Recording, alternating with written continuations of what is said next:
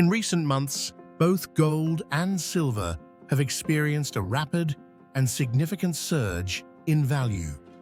Gold has broken all-time records, climbing above $2,100 per ounce, while silver has surpassed the $30 mark, levels not seen since 2011.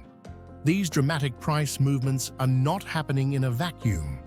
They're being driven by a combination of global instability, economic uncertainty, and shifting investor behavior. One of the biggest catalysts behind this surge is geopolitical tension.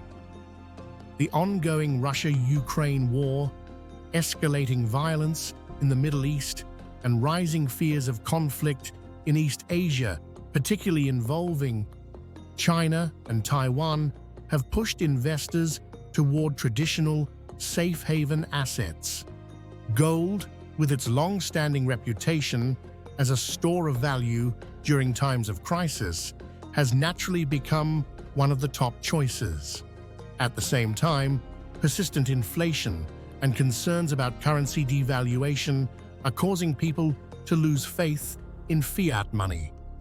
Despite efforts by central banks to control inflation, the cost of living remains high in many countries. With governments continuing to expand their debt and print more money, gold and silver become attractive alternatives for preserving purchasing power. Adding to this, many central banks, especially those in countries like China, Russia, and India, are now aggressively increasing their gold reserves. This global movement to diversify away from the US dollar is placing additional upward pressure on gold prices. Meanwhile, retail and institutional investors are also entering the market, driven by fear of missing out and a desire to protect their wealth from future shocks. Looking ahead, the outlook for gold and silver remains bullish. While short-term corrections and pullbacks are likely after such a steep rise, the fundamental issues driving this rally, geopolitical uncertainty, systemic debt, inflation, and distrust in governments, are not going away anytime soon. Gold could realistically test levels of $2,500 to $3,000 per ounce within the next 12 to 18 months, if current trends continue or escalate. Silver, often more volatile, also benefits from growing industrial demand, particularly in sectors like renewable energy and electric vehicles. If these industries continue expanding, silver could potentially rise to $35 or even $40 per ounce, especially if it remains in demand, both as a financial hedge and a vital industrial metal. In economics, the price of a good is determined by both supply and demand. For gold, the demand side is clearly rising. Inflation fears, geopolitical tension, and central bank purchases are pushing more investors toward precious metals. But what about the supply side? Interestingly, gold's supply is relatively steady and inelastic. Globally, only around 3,000 to 300 metric tons of gold are mined each year. Despite advances in technology, gold production has not increased dramatically because the metal is hard to find and even harder to extract. Most accessible deposits have already been tapped, and new mining operations often take years to develop, facing high environmental, political, and financial barriers. Additionally, gold refining remains costly and energy-intensive, further limiting how quickly new supply can respond to price increases. This creates a situation where demand surges, but supply can't keep up, pushing prices even higher. But here's where things get interesting. New scientific discoveries are challenging what we thought we knew about gold's origin and availability. According to a May 23 report from Spain's Muy Interesante magazine, a groundbreaking study has revealed that Earth's core may be leaking gold and other precious metals through volcanoes in Hawaii.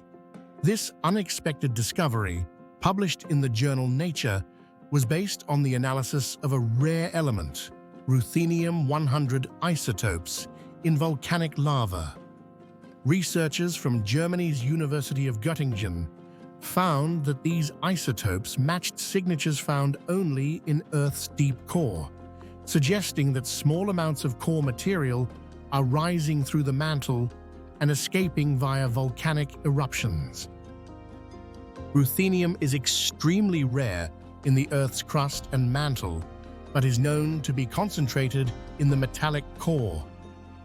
By tracing the isotopic composition of ruthenium in Hawaiian basalt, scientists concluded that some components of the core are slowly migrating upward, blending with mantle materials and occasionally reaching the surface during volcanic activity. This defies previous assumptions that the core and mantle have been completely separated for billions of years. Even more striking, a second report based on the same research reveals that the Earth's inner molten core holds enough gold to blanket the entire planet's surface, and some of that treasure may now be leaking toward the crust.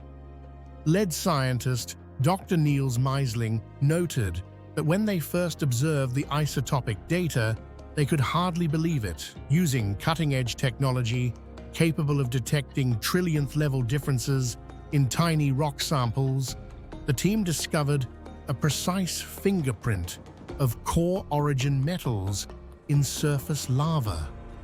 Their models estimate that trillions of tons of ultra-hot mantle material are moving annually from the core mantle boundary toward the surface. While it would take millions of years for this gold to reach mineable depths, the finding helps explain why Earth's crust has more gold than previously expected.